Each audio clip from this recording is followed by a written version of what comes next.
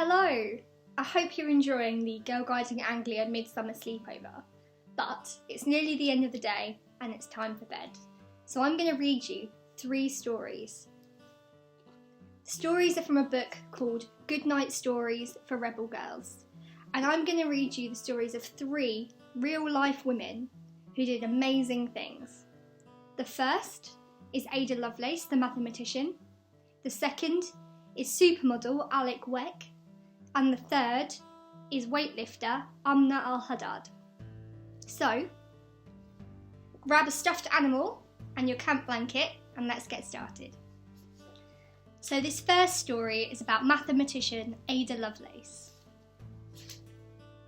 Once upon a time, there was a girl named Ada who loved machines. She also loved the idea of flying. She studied birds to work out the perfect balance between wing size and body weight. She tested out materials and tried out several designs. She never managed to soar like a bird, but she created a beautiful book full of drawings called Flyology, where she recorded all of her findings. One night, Ada went to a ball. There, she met a grumpy old mathematician named Charles Babbage. Ada was a brilliant mathematician herself, and the two soon became good friends. Charles invited Ada to see a machine he had invented.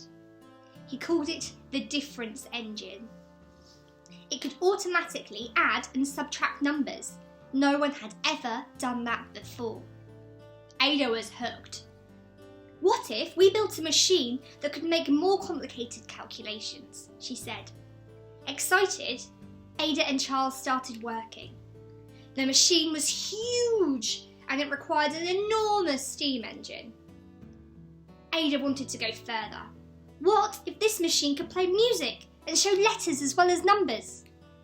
She was describing a computer, way before modern computers were invented. Ada wrote the first computer program in history. So Ada Lovelace used her brain, used her intelligence to come up with something that no one had ever done before. And now computers are part of our everyday life. In fact, you're probably watching this on some type of computer right this minute. Isn't that fantastic?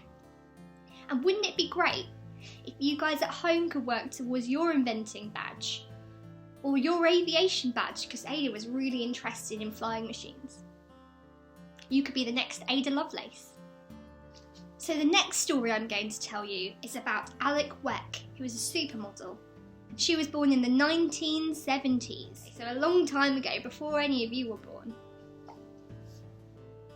Once upon a time, there was a girl named Alec who would stop by a mango tree to get a snack on her way home from school. In Alec's village, there was no running water nor electricity.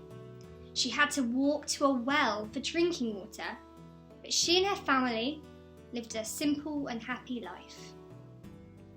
Then, a terrible war broke out, and Alex's life changed forever. As the warning sirens wailed over her village, Alec and her family had to run away from the fighting. It was the rainy season. The river had flooded, the bridges across it were underwater, and Alec could not swim. She was terrified of drowning, but her mum helped her to cross safely to the other side. Along the way, Alec's mum traded packets of salt for food and passports because they didn't have any money. They managed to escape from the war and made their way to London.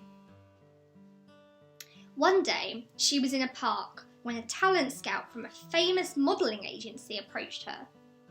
He wanted to recruit Alec as a model. Alec's mother did not want to hear about it, but the agent persisted and she finally agreed. Alec looked so different from any other model that she instantly became a sensation. Alec wants every girl on the planet to know, you are beautiful. It's okay to be quirky, it's fine to be shy. You don't have to go with the crowd. And I think that's a fantastic message. Being part of Girl Guiding teaches us that it's okay to be exactly who we are and we should be proud of who we are. So my third and final story is about the weightlifter Amna al-Haddad.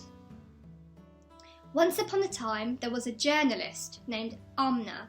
A journalist is someone who writes stories for a newspaper or a magazine, or for the internet. Amna was not happy. She was overweight and unfit. One day, she said to herself, "You can do much more than this. Just do something. Go for a walk." And that's what she did. She enjoyed her walk so much, she wanted to do more. She ran long distances. She sprinted. She started to work out at the gym. When she discovered weightlifting, she knew this was the sport for her. Amna's life changed when the International Weightlifting Federation allowed Muslim women to compete in a unitard, an outfit that covers all skin. She started competing in Europe and America and became an icon for Muslim girls around the world. "I like being strong," says Amna. "Being a girl does not mean you can't be as strong as a boy or even stronger." She liked weightlifting so much that she started training for the Olympic Games in Rio de Janeiro. She thinks everyone should find a sport they like and practice it. Whatever your age, religion or ethnicity, sport is good for everyone, she says. It creates peace and it unifies nations. No matter what the challenges are, never walk away from your dream. The more you persist, the closer you're going to get to your goals. When things get tough, just get tougher. I think that sounds a lot like what we do in Girl Guiding. We break barriers and we tell people, you can't tell us what we can and can't do. And if we're not good at something, we practice until we get better. So, next time it's a sunny day, why not ask your family if you can go for a walk outside? And maybe you'll start running, and maybe one day you'll be an Olympic athlete. Who knows? But find whatever you're passionate about and work at it. I hope you're getting sleepy. I know I am.